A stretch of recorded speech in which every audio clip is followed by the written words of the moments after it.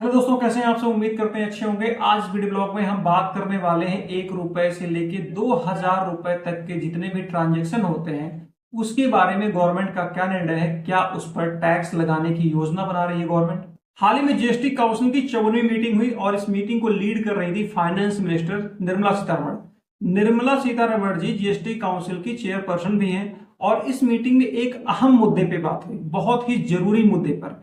इस मीटिंग में इस मुद्दे पर बात हुई कि जितने भी ट्रांजैक्शन 1 रुपए से लेके 2,000 रुपए तक है, यानी कि जितने छोटे ट्रांजैक्शन हैं उन सारे ट्रांजैक्शन पर 18% का जीएसटी लगाया जाए।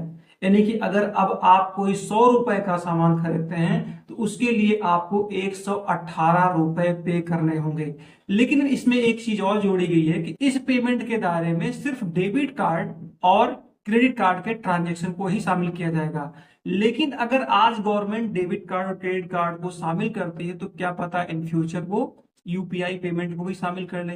According to economic time, India में जितने ट्रांजैक्शन होते हैं उनमें से 80% ट्रांजैक्शन 2,000 रुपए के नीचे ही होते हैं।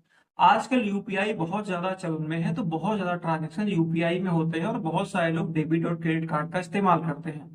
तो जाहिर सी बात है आज के टाइम पे गवर्नमेंट अगर डेबिट क्रेडिट कार्ड को शामिल कर रही है तो इन फ्यूचर निश्चित तौर पे यूपीआई को भी शामिल करेगी। अभी सोचने वाली बात है, अगर ये प्रक्रिया लागू हो गई कि 1 रुपए से लेके 2,000 रुपए तक के जितने ट्रांजेक्शन है सब पे 18% का जीएसटी लगेगा तो कौन बच पाएगा। जो रोज का 100 रुपए कमा रहा है वो भी नहीं बचेगा, जो 2,000 कमा रहा है वो भी नहीं बचेगा। इस प्रक्रिया के द्वारा भारत के सभी लोगों को टैक्स के दायरे में लाए जाने की कोशिश हो रही है। लेकिन इससे प्रभाव क्या पड़ेगा, बहुत बुरा इंपैक्ट पड़ेगा। क्योंकि सबसे पहले तो महंगाई बढ़ेगी।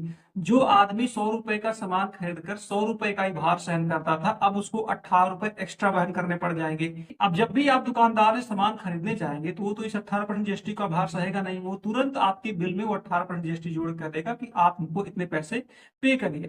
अब इसके अंतर्गत जो गरीबी रेखा के नीचे जीवन यापन कर रहा है, जो निम्न मध्यम वर्गीय परिवार है, जो मध्यम वर्गीय परिवार है, ये तीनों लोग इसके दायरे में आएंगे और उन लोगों के ऊपर एक अनावश्यक आर्थिक भार पड़ेगा। फिलहाल सरकार ने अभी इस व्यवस्था को लागू नहीं किया है। प्रेजेंट टाइम में इस प्रक्रिया को फिटमेंट कमेटी के पास भेज दिया गया है। फिटमेंट कमेटी इस पे अपना निर्णय दे, क्या छोटे ट्रांजेक्शन पे 18% जीएसटी लगाना ठीक होगा या फिर इसमें कुछ बदलाव किया जा सकता है। इंडिया में टैक्स सिस्टम है वो बहुत ही अजीब है। आप एक ही वस्तु को यूज करने के लिए कई बार टैक्स देते हैं। मान लीजिए आप मार्केट से एक गाड़ी खरीदने जाते हैं तो गाड़ी खरीदने के दौरान सबसे पहले आप आरटीओ खर्चा देते हैं, फिर जीएसटी देते हैं।